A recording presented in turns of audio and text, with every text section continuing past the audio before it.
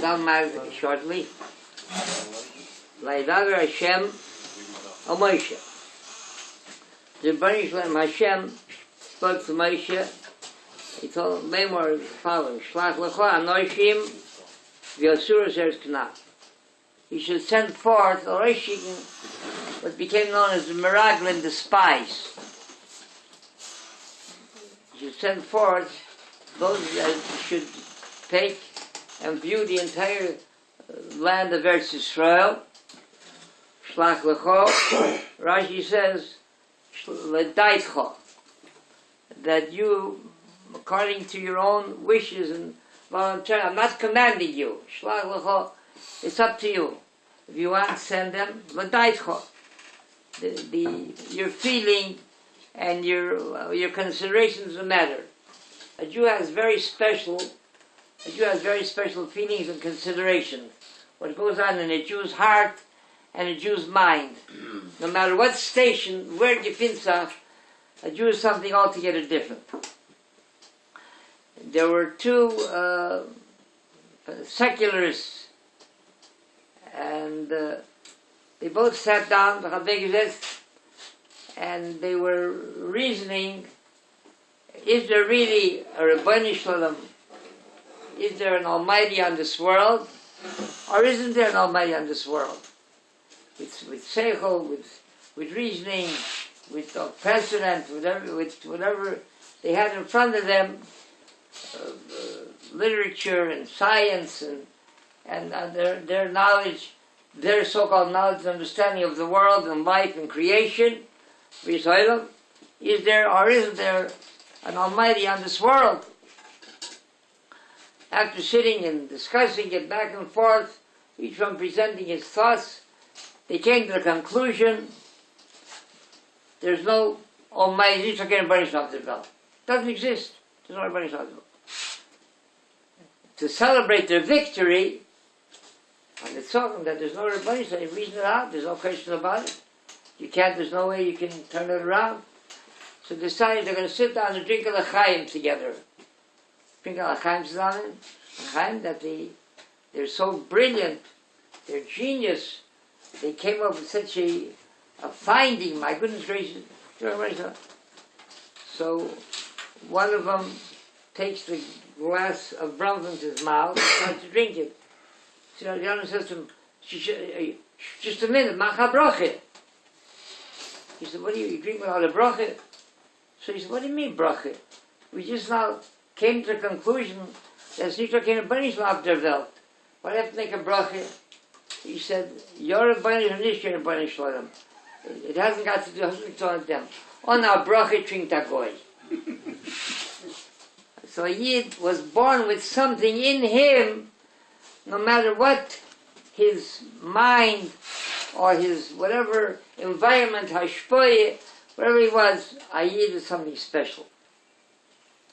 In all matters, in all problems, a Yid turns to our Torah to find an answer. He has something complex, something difficult that he can't decide. Whatever is in life matters, the answer is in the Torah. Everything we find in the Torah itself. There was a Besmedrish where they had between the very first row, the most select, the Muchar, the Choshev, the most noble seating area of the Besmedrish Shul is the very front row, the Mizrach, the east, right, not far from Yom Kodesh. So the membership grew. They didn't have enough benches for everybody to sit.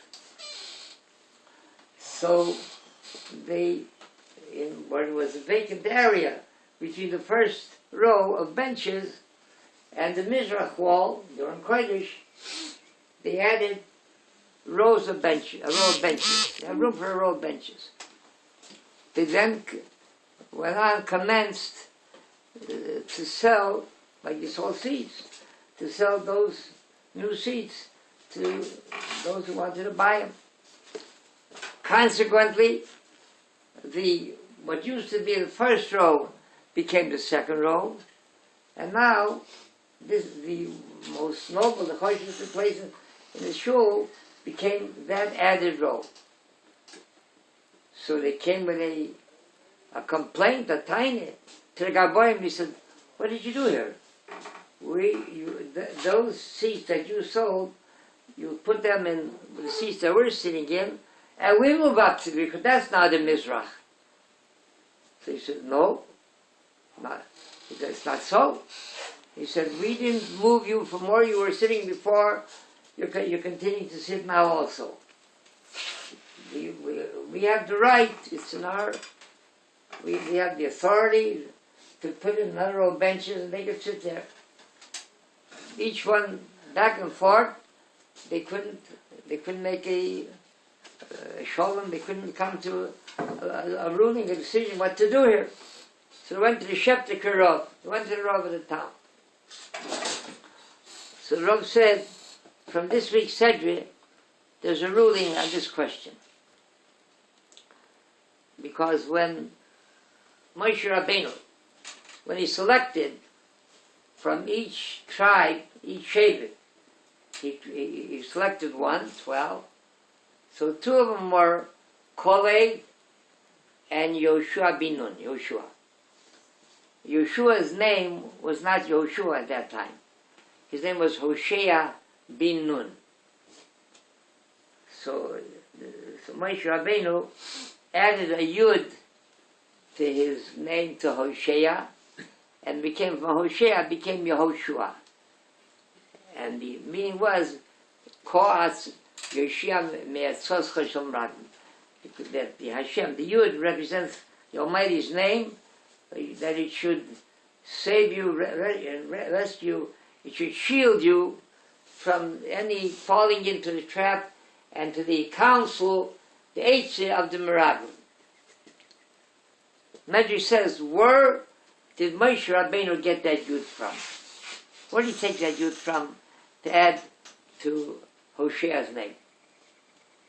Medrash says that Sarah Imenu, her name, and Avram Avinu, the Banishim changed their names. Avram Avinu, his name was Avram, and he had a hey made Avraham. Sarah Imenu, he took away the Yud, and instead of the Yud was set aside, he added a hey, and then from Sarai became Sarah. So the Medrash brings that the Yud came with a complaint. He said, Rabbi Shalom, what did you do to me? Until now, I was part of the name of Tzidkonius, a righteous woman, Tzidkonius, sorry, Menu. You took me away from her, and you sent me aside. You abandoned me. You took away that great honor of being part of her name. Why did you do that to me? So Baruch comforted him. He said, have no concern. He says, your honor, your honor is intact. Because till now, you were part of the name of Tzidkonius, and you were at the end of the name. There'll come a time when you'll be part of the name of it, not only Tzidkonius, but a leader of Pride Yisrael, of a man. And you won't be just at the end of the name, you'll be at the beginning of the name. So from Hoshea, the Yud from Sarai became Yehoshua. So the Rav said, all right, he said, the Yud was appeased.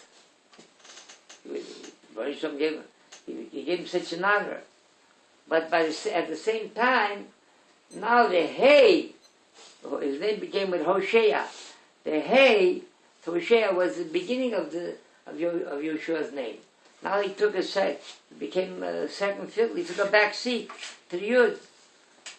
We don't find anywhere in the Medrash or anywhere that the Hey had any kind of complaint, that they wronged him by taking him away from the head of the name to the second.